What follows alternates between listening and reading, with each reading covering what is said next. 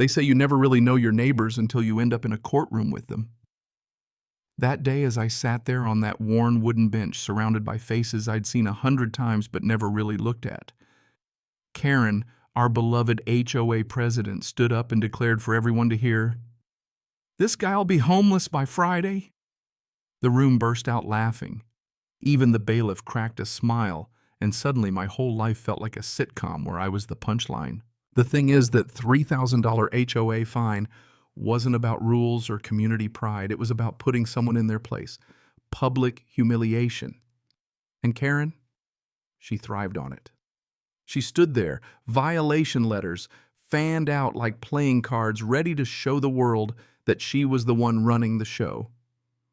According to her, I was that neighbor, the rule breaker, the one who thought he was above the law, when in reality, I was just the guy whose mailbox needed a new coat of paint and who maybe, just maybe, let the grass grow half an inch too high during one miserable heat wave. Her lawyer rattled on about property values and the sacred community standards, trying to make it sound like my scruffy lawn was dragging down the entire block. The judge listened stony-faced, then fixed his gaze on Karen and asked how it was possible for a couple of missed mowings and an off-color mailbox to turn into a $3,000 fine. That's when Karen started sweating.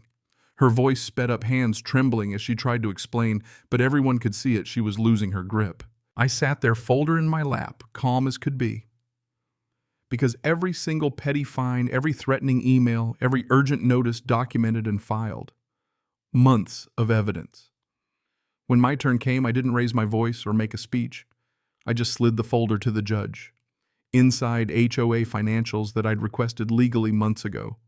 Records Karen had tried her best to keep out of sight. Watching the judge flip through those papers, first slow, then faster and faster, you could feel the temperature in the room drop.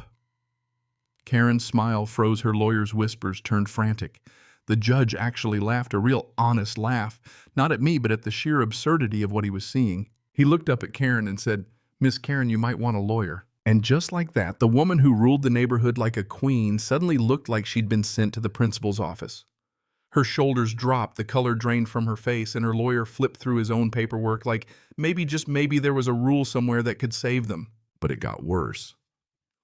The judge read through the documents again, this time slower, like he was counting out the bricks in Karen's wall. Then he looked her straight in the eye and asked, why are 78% of violation fines coming from only 5 homes? You could feel everyone hold their breath. Karen tried to shrug it off. Repeat offenders, she said, with that fake little laugh she used when she was cornered. I just reached for my second folder, certified maintenance reports, city inspection photos, every last bit of proof that my house and those other so-called repeat offenders were actually always up to code. Every single time we'd been fined, we'd passed inspection. The judge raised an eyebrow. The folks in the gallery leaned forward, and Karen, she just froze. Then out of nowhere, someone else stood up. Another neighbor, then another. Turns out we'd been talking for months, quietly building our own case, comparing notes, collecting proof. We had emails, board meeting recordings, stuff Karen thought she'd deleted, where she actually called us easy revenue and bragged about how our fines kept the HOA coffers full. And then came the real twist. The HOA treasurer, a quiet guy nobody paid much attention to, asked if he could speak. Voice shaking, he admitted that Karen had pressured him to fudge numbers and make it look like the same homes were always breaking the rules. He kept records just in case.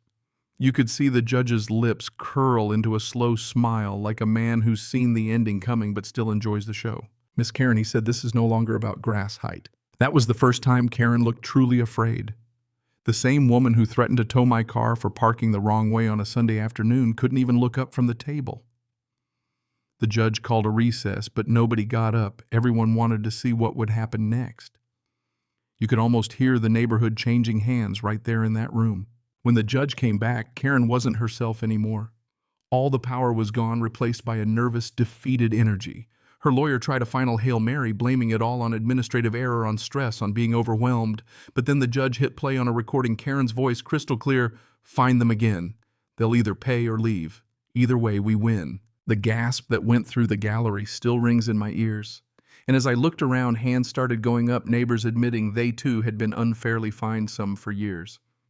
Karen turned and saw a room that had finally turned on her. Then the judge said words nobody expected. "This court is referring this HOA for financial fraud investigation." Karen nearly collapsed into her chair. As the next case was called, the judge looked at me right at me and said, "You did exactly what the law expects citizens to do. Not revenge, justice." In that moment, it felt like everything had been worth it. The aftermath was almost anticlimactic. Karen resigned late at night, blaming everyone but herself. The new HOA board froze all fines, brought in outside auditors, and the numbers told a story uglier than any overgrown lawn, missing funds, shady contracts, years of pushing certain homeowners out on the sly. Karen's cousin, the landscaper, folded the minute investigators showed up, handed over all the paperwork, text messages, receipts. The community elected a new board, regular people, folks who wanted fairness. They voted to refund every unfair fine, with interest. When the check arrived, I just stared at it, not because of the money, but because of what it meant. That sometimes patience speaks louder than anger, that good records matter more than a good argument, and that being quiet doesn't mean being weak. The neighborhood changed after that. People were kinder, the air felt lighter, kids played outside again, people actually waved hello. Power, it turns out, is only as strong as the people willing to let it run wild. Last I heard, Karen moved a couple states away. No HOA, no throne, just consequences. As for me, I finally planted some new flowers out front, every single one perfectly within code. No speech, no grandstanding, just a little quiet victory. The funny thing is, what sticks with me isn't the fine or the courtroom drama, but this realization that came creeping in after the dust settled. Power is like water left alone. It seeps into everything, finds every crack. But when you shine a little light, when you hold it accountable, suddenly all those cracks start to show. So here's the question, where's the line? At what point does seeking justice turn into seeking revenge? When does silence make us part of the problem? Maybe you've tangled with a bully hiding behind a title, or maybe you've watched someone get away with too much for too long. What would you have done? Let's talk about it. Share your story below, where you think the line is, what justice looks like, what you've seen go right or horribly wrong. Because sometimes the only way things change is when folks like us finally say enough.